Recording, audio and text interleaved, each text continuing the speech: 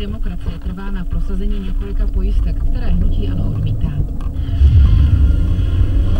Největší světový výrobce oceli ArcelorMittal může převzít italskou firmu Ilva. Prodej schválila Evropská komise.